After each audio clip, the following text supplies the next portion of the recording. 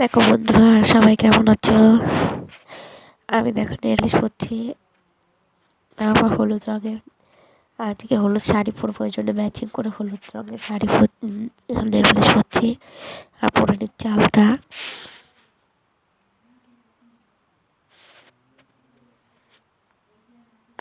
এই দেখো আমি এখন সেজে গুজে নিচ্ছি,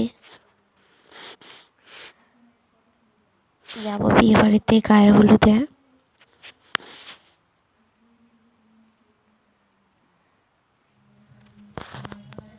দেখো আমরা এখন বিয়ে বাড়ি যাবো, তাই জন্য আমরা চলে এসেছি শ্বশুর বাড়িতে।